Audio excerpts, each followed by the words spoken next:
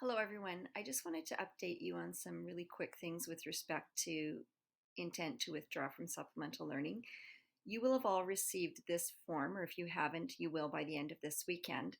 This is your form that your teachers have given. I embedded it in an email. The way that I did that was really easy. I just went to here, send.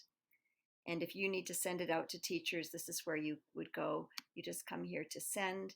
And when you have send, you'll put their email address here. You can give them a message, include the form in their email, and then they can just fill it out directly with their email. So if teachers lose it, this is one way that you can send it to them. You can also forward the email that I sent that to you. So if you get a form with me, or from me, pardon me, with an embedded form, then that's how I do it.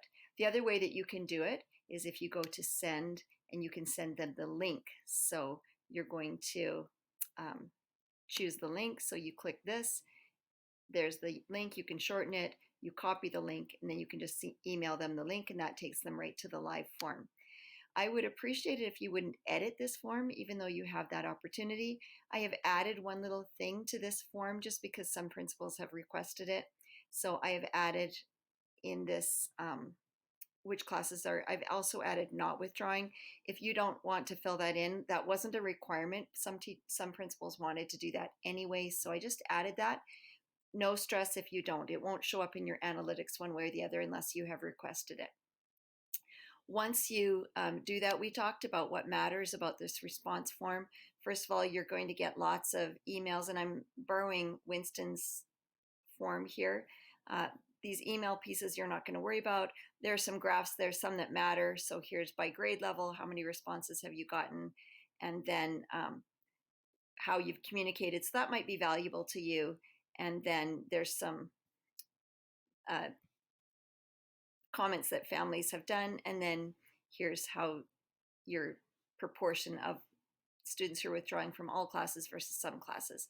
When you come here, you can also go to your, that's at the top of this page, you can also select your response in sheets. So this is that data sheet, and when you click on that, it just gives you this data sheet right here. And when you look at this sheet, if you have made an error, I am sharing this with you as an editor. Please don't delete things. But if you have made an error, like you've put the wrong class in, you can see the courses across here. So student number 1 is withdrawing from psychology and PE, and then maybe they added another one and the teacher forgot to. So you can just add this. If you add it here or add it here, then you can say which additional course. So anytime it says which additional course, you can add another course. I would suggest you do it there rather than redoing the form, because that will add another student. It will change your data. I've also shared with you your analytic data. And so with your analytical data, you can get a really quick check as to where you're at. So this is all the information just pulled in from that previous spreadsheet. And here's your analytics. So I'm choosing Winston because they actually have quite a bit of data in.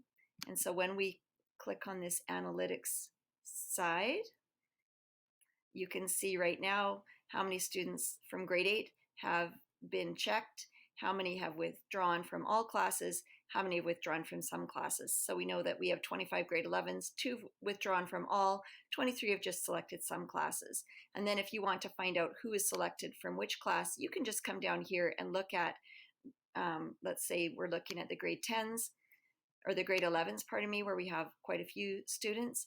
You can come here and just see which classes students have withdrawn from if you want to look by grade level. So Shelby has withdrawn from, as you go across, and this is just pulling data, so you won't be able to change this data in this sheet unless if you mess with it, then you will no longer be able to pull. So she's withdrawing from psychology and PE.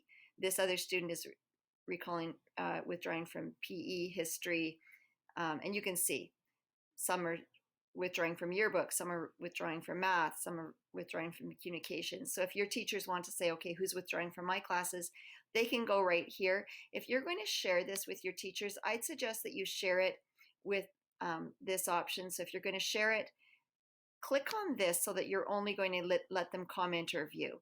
Because if everybody's in this document and somebody inadvertently changes something, it could mess up things for everybody. So I suggest that you take that off. I'm leaving it up to you to be able to edit those things, but I would prefer that you didn't send it to your teachers to edit them. So just use that drop down menu and just give them that viewing option. I want you to be really careful. I've asked you to not download this because it's a live document. It's better housed in the Google Drive.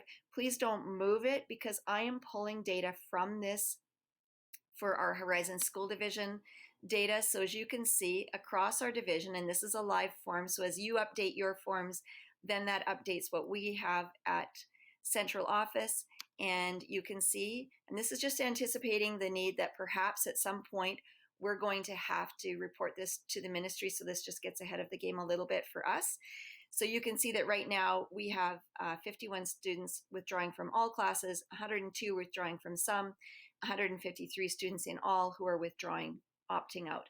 I also am in the process, so please stay tuned. I haven't done this so far, and there's no urgency around this because we haven't enrolled in classes yet, but we've said parents can also opt in, opt out. So I'm just in the process of creating this form. Again, it'll have a different explanation at the top.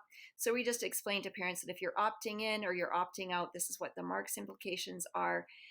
Just the student name, we don't need to include parent names at this point because we've already done that work, or I don't know, we don't necessarily need to. And then here's the grade level, and then when did they indicate it, how did they communicate it, any notes again, and then are they withdrawing or opting in, and then if they're opting in or withdrawing out of all of them, you can click all if it's specific courses. And this works the same way that the other document did in terms of it's all supplemental learning, then you're done. If it's specific courses that they want to opt in or opt out of, then you can add those courses and then you'll have that information as you need it. So hopefully this will support your work, and it supports our work especially as well. And this is where we work together. You do your piece, it feeds into our piece. Please know that we're not trying to make more work for you. We're trying to expedite and make your work a little bit more streamlined and efficient. I'd again appreciate any feedback as you're going through this document, and have a great weekend. I am officially taking a little bit of a breather off. So if there's anything you need right away, I'm available for a phone call and an email. I'll be checking those, but I'm not doing this work anymore this weekend. Have a great day.